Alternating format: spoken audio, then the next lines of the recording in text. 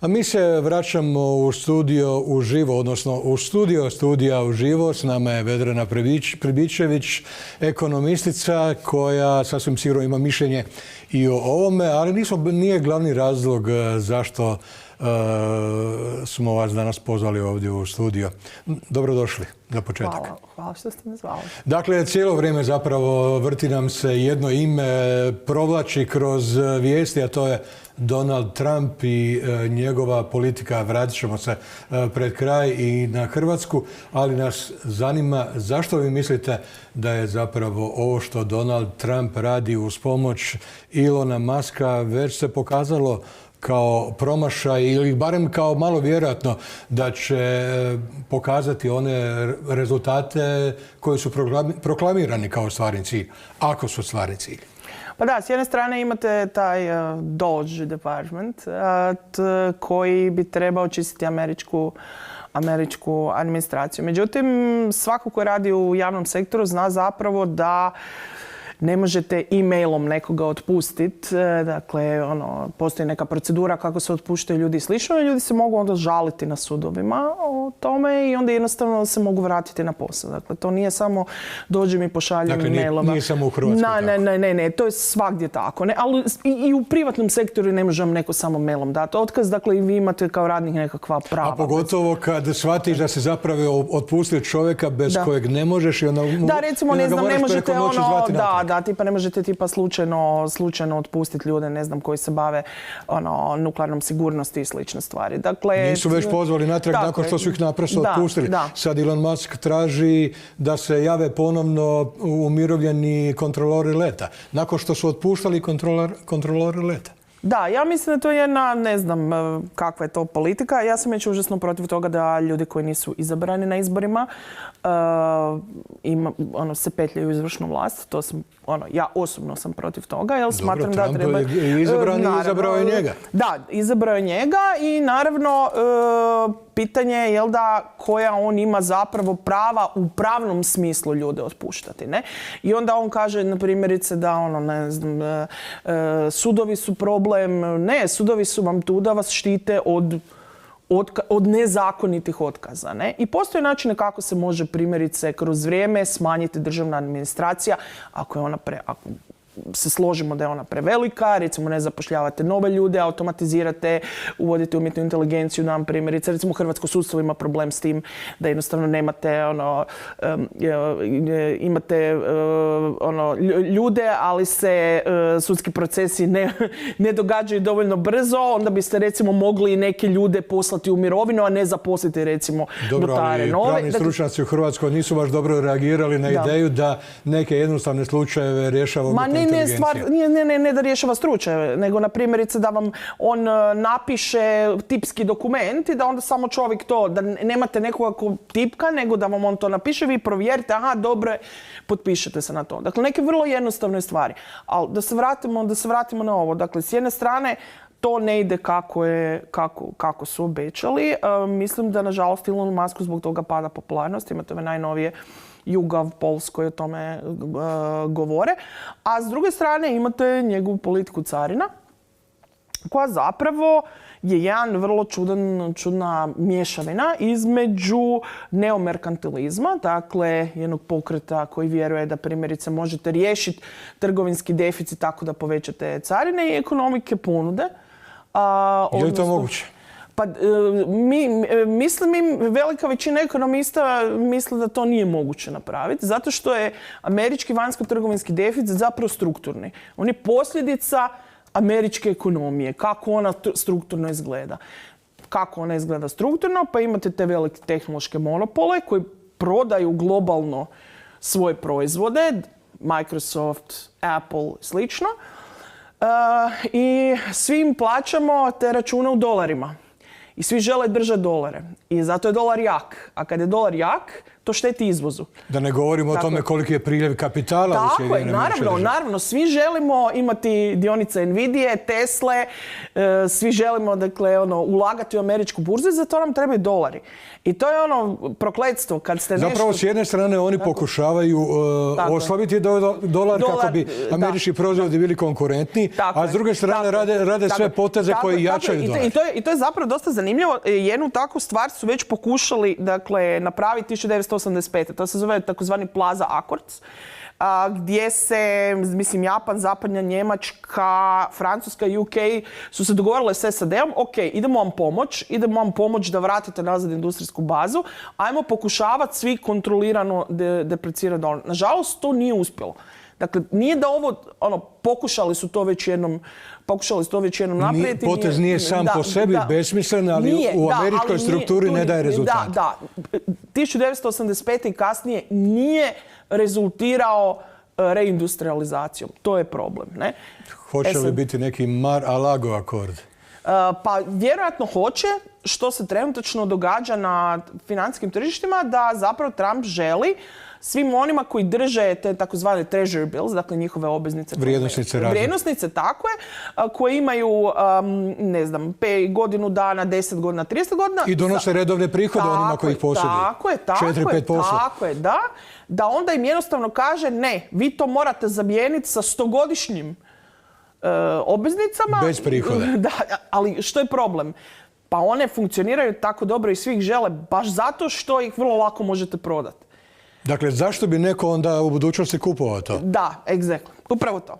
I sad, problem je što se Trump zapravo došao na vlast u trenutku kad je američka ekonomija na neki način u tom nekakvom, ajmo to nazvati, ovisnost o pređenom putu. Oni su već toliko dugo išli tim istim putem. Dakle, deindustrializacije, činjenice primjerice da imate te tehnološke monopole, činjenica da imate recimo financijalizaciju ekonomije gdje vam financijski sektor sve veći i veći udio u BDP-u, a industrija je sve manji i manji. Što je to glavni problem? Problemom je da vam to izdubljuje srednju klasu. I onda imate ovu situaciju gdje imate radnike koji se osjećaju marginalizirano, kao da ljevica njima ne priča. I to je razlog zašto oni biraju Trumpa, a ne nisu birali Kamalu. Ali problem je oni dalje... smatraju da on predstavlja male Amerikance, iako je malo vjerojatno da je on baš pravi reprezentant tog sloja. Da, i sad problem je, zapravo tako je svejedno i da je Kamala pobjedila, ja nisam, nemam zapravo njihovo mišljenje ni o jednom ni o drugom, ali i Kamala Harris bi se s istim problemima susrela, ne? I sad pitanje kako... Dobro, deficit je stalni problem, svi govore o njemu, ali niko neće napraviti nešto konkretno. Ovo je pokušaj da se napravi nešto konkretno, ali to tako jednostavno, koliko mi za sad znamo, ne funkcionira u ekonomiji. Bilo bi nam, jako bi svi bili iznenađeni da on uspije carinama smanjiti deficit. Jer u konačnici te carine se mogu koristiti kao, znači nekom prijetite. Dakle, ne morate ih nikad uvesti. Zašto su carine, recimo, odličan način da, ako bi, da se tako slobodno izrazim, ako bih ja htjela nekome, ja sam velika zemlja, prijetila bi carinama. Zašto? Zato što ekonomisti jako dobro mogu izračunati koja je šteta od carina. I onda vam ne prijeti vam nečim, ne znam, onako jako, kako bih to rekla, u oblacima nečim, nego vam kažem doslovno toliko x manje za vas. I on to koristi kao alat za pregovore, ali u jednom trenutku ako ne dobije ono što hoće, a pokazao je njegov prijašnji mandat da on uvede carine, to je onda opet trgovinski rat. Znači, prijetnja carinama je sasvim dobro ako dobiješ cilj prije nego što ih doista moraš promijeniti. Tako je. Ali problem je isto koji cilj. Dakle, ja nisam sigurna kad me često puta ljudi pitaju, ok, pa što bi onda trebalo napraviti? Pa iskreno, tamo gdje se trenutačno nalazi američka ekonomija, ne znam. Recimo, jedan od načina kako bi primjerice SAD mogao Ili šta je problem? Problem je inflacija također, ne? Jer je, ako vi imate uvoz, onda valuta vam recimo deprecira, to znači inflaciju, dakle a inflacija je zapravo ono što najviše pogađa i to su sami njegovi birači rekli da je to bio jedan od glavnih razloga, da su mislili da je Biden kriv za inflaciju, to ih čini siromašnijima i želimo promjenu politike. Jedini način kako možemo dugoročno sniziti inflaciju, između ostalog, da smanjimo troškove energije. To je Biden radio uz pomoć obnovljivih izvora, što znamo da nije dovoljno, pogotovo sa novom AI revolucijom koja je jako intenzivna, vrlo, vrlo intenzivna energetski. Jedno što vam ostaje nuklearna energija. Sam Google, sami tehnološki divovi su počeli investirati u reaktore. Dobro, Amerika je zapravo profitirala tijekom rata u Ukrajini, zato je postala i veliki izvoznik nafte i prirodnog plina, odnosno ukapljenog plina. Počela je i Europa sad ovisiti o Americi umjesto o Rusiji. No ako se dogodi rasplet u Ukrajini, onako kako to govori Trump, sa skidanjem sankcija Rusiji, to neminovno znači da će ponovno rasti cijene, onako kako to Rusiji je odgovaralo i na one razine koje Rusiji odgovaraju da bi zadržali svoje prihode i time sasvim sigurno zapravo američki izvori energije za Evropljane postaju skuplji nego što su bili u prethodnom razdoblju. Je li to opet bumerang koji se vraća u lice? Da, na neki način jest, zato što mi dobrim dijelom ovisimo o tom LNG-u sada. I mislim da Europa treba se zapitati zapravo, za kog se želim ženiti. To je tako, da li se želim... Amerika je oduvijek bila stabilan partner, da li je i dalje stabilan partner, to je pitanje. I drugo, Europa se treba zapitati, energija je nešto što trebamo uvoziti. Kako da učinimo našu ekonomiju manje energetski ovisnom. I to ne mogu biti samo obnovljivi izvori energije, jer znamo što se dogodi sa solarnim elektranama ako imate oluju. To jedino može biti nuklearna energija i Francuska tu vodi jednu igru. Oni su kada se dogodio veliki naftni šokovi u 70-ima, oni su kroz kraj 70-ih i cijelo 80-te izgradili jako puno nuklearnih elektrana, jer su shvatili da jednostavno bez energetske neovisnosti ne mogu, ekonomija, industrija ne može funkcionirati. Znamo na koji način se Njemačka sama ukopala u to, vrlo svjesno, ali da ne ulazimo sad u to. Ako Trump bude dosljedan u ovim svojim politikama, hoće li ugroziti priljev kapitala u Sjedinjene države, kapitala koje traži utočište, koje SAD su do sad nedvojbeno to bile? Hoće li prestati biti to utočište? Pogotovo ako bude inzistirao na tome da oni koji imaju vrijednosnice to pretvore u 100-godišnje obveznice i da zapravo zamrznu taj svoj kapital u SAD-u. To je pravo pitanje, jer jednostavno to bi bio jedna vrsta uvođenja kapitalnih kontrola, dakle da ne možete micati svoj kapital izvan zemlje i to bi definitivno utjecalo na povjerenje zapravo investitora. Da. Kako to djeluje na položaj dolara kao globalna? To će definitivno oslabiti dolar. Ali onda ako dolar oslabi, onda imate druge probleme, a to je primjerice ako imate istovremeno oslabljen dolar, ali imate trgovinski rat, onda vam se poništi vam se. Dolar je slabiji, to je dobro za vaš izvoz, ali imate trgovinski rat gdje se međusobno namećemo carine što smanjuje izvoz. Dakle, to je na neki način, ne možete to dvoje baš užeriti. I koliko je na koncu Trump u pravu kad proziva Europu zbog dispariteta trgovinske razmjerne, uzimali u to sve što bi trebalo uzimati, uključujući i usluge koje Amerikanci obavljaju? Pa, u svakom slučaju postoji disparitet, to je jasno. Ali ne jednako u svim sektorima. Ne, naravno ne, jednako u svim sektorima. On ne spomene recimo primjerice da oni imaju jako velik suficit usluga naspram Evropske unije. Ne, ako pogledate, pogotovo vis-a-vis tehnoloških divova. Tako da možda imamo u robama, dakle, disparitet, ali uslugama je stvar obrnuta. Tako da... Evropa vjerojatno neće imati izbora. Ako on raspiše veće carine, onda će i Europa odgovarati. Samo je pitanje, treba li odgovoriti baš u tim sektorima gdje je on podignuo carine ili možda udariti tamo gdje više boli? Pa u svakom slučaju njihova taktika može biti definitivno tamo gdje više boli, a to je da udari na tehnološki sektor. Jer Trump između ostalog smatra da je ovaj najnoviji sustav zapravo da koji Evropska unija sada stavlja u pogon, a to je ovaj njihov, dakle, karbonsko, dakle, ugljično štićenje. Jer vi ćete, ako želite nešto uvesti u Evropsku uniju, oni će gledati koliko ugljika ste vi to proizveli i onda će, naravno, stavit će vam carinu i vaš proizvod, odnosno morat ćete kupiti nekakvu dozvolu i taj proizvod će u konačnici biti skuplji. I to je razlog zašto je Trump toliko ljut na Evropsku uniju, jer oni isto na neki način imaju protekcionizam, ali to rade na jedan puno perfidniji način. Dakle, mislim da u konačnici će Europska unija morati zapravo odlučiti je li taj brak s Amerikom gotov, je li Pax Americana doista gotov i da li je Europa spremna na vlastitu suverenističku politiku. Zašto će naravno trebati jako mnogo vremena i jedinstvenosti koje u ovom trenutku Europa nema, ali možda u nekom užem formatu Europe više brzine.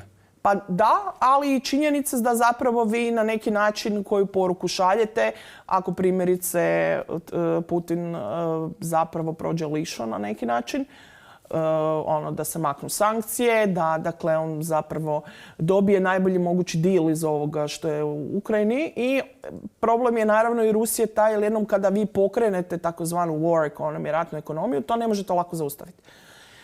I onda je pitanje samo... Pitanje može li on, je li sposoban iz toga izići preko noći? Da li je sposoban iz toga izići, šta je sljedeće, da li se sam... I može li iz toga izići, a da Europa ne ukine svoje sankcije? Da, tako. Jer očito je da Trump zapravo vidi Europu za stolom jedino zbog toga što ona treba ukinuti sankcije. Da, apsolutno. I to je jedini razlog zašto želi našu pomoć. Ne? I naravno ono što nas zanima kako će to utjecati u konačnici na Hrvatsku. Ako dođe do mira ovoga i ako dođe do opuštanja tog režima sankcija, barem kroz određeno vrijeme, hoće li to onda značiti popuštanje inflatornih pritisaka ili postoji dalje scenarij u kojem oni rastu? Recimo, ako će Njemačka i druge države ulagati stotine milijardi u obranu, bez obzira što neće biti ograničenja briselskih po tom pitanju, hoće li to ipak potaknuti inflaciju koja će ona biti na koncu uvezena i u Hrvatsku ponovno? Da, to je zapravo pravo pitanje. Ako idemo općenito, ovo što ste spomenuli, dakle, rast vojnih proračuna s jedne strane, s druge strane daljnja deglobalizacija također će imati utjecaj na povećavanje sigurno stope inflacije, dakle možda više neće biti, možda novo normalno, da se izrazim tim rječnikom, nije 2% nego 4%. I to su sve realni rizici koji će se materializirati ovisno o tome šta se dogodi, kakav deal se napravi u Ukrajini i onda ćemo... Znači, s jedne strane imamo potencijal za nižu inflaciju, ali s druge strane može biti još jedan veliki inflatorni val. Da, može i apsolutno Europska unija treba početi razmišljati o tome da bude energetski neovisna na koje god načine može. Pokazalo se da nije dovoljno da to budu samo... I što u tom globalnom klupku uopće mogu napraviti hrvatski mali potrošači svojim bojkotom trgovačkih lanaca? Mogu li barem utjecati na vladu da stvori neke mehanizme? Ja mislim da je jako dobro da je bojkot tu zato što na neki način stavlja cijene, inflaciju, stavlja to u fokus javnosti. I onda vlada natjera na neki način vladu da reagira. Jedan od ovih načina kako su reagirali je bio takozvani izraelski model. To je super, kako to zovu, postoji talijanski i izraelski, ne? Talijani su zapravo kopirali od Izraelaca, a mi ćemo i od jednih i od drugih. I od jednih i od drugih. To je zapravo, Talijani su oni samo preporuke da se objavljuje. Onda vi ako to ne objavljujete, onda potrošačima signalizirate kao da nešto skrivate. Ali ova obveza da se sve cijene dostavljaju već je veliki korak. Nije stvar dostavljanja. Ja nisam za to da država radi nekakvu aplikaciju. Država ne treba, to nije Ne da, nego da trgovci dostavljaju u formi koja može biti iskorištena za aplikacije, kogod ih radi. Koje god, i to može biti objavljeno na internetu, da ljudi mogu pretraživati i onda će naš IT sektor, koji je, hvala dragom Bogu, vrlo propulzivan, će skrepati te podatke i onda ćemo mi moći doslovno... U svakom trenutku bojkotirati ne neki trgovački lanac, nego određeni proizvod koji u tom trenutku ima neodrživu cijenu, neprihvatljivu cijenu. I onda ćemo biti prisiljeni ipak ići od trgovine do trgovine, a nema drugog načina. Nego imat ćemo i povijest cijena, vidjet ćemo jel se nešto, koliko je nešto koštalo u prošlosti. Super, dakle, to se... divne stvari možete napraviti sa tom digitalnom transformacijom. Od toga primjerice da možete recimo čak i skenirati barkod proizvoda koji kupujete, pa vam to kao imate svoju digitalnu smočnicu, pa znate što imate doma, pa onda vam on javi, ej, potrošili ste toliko i toliko tjestenine, pa morate dokupiti sad kad je na akciji. Mislim, super stvari se mogu napraviti baš sa digitalizacijom. Ali ključ svega je da te cijene ne budu više samo u trgovinama, nego da budu online i da budu transparentne i to će smanjiti disperziju cijena. Dakle, neće biti velika razlika više između urbanih, ruralnih mjesta, obale ili unutrašnjosti. Hvala vam na ovoj sjajnoj analizi. Naravno, mogli bi još dugo o tome razgovarati, ali Studio Uživo se bliži kraju. Vedrana Privićević samo za Studio Uživo.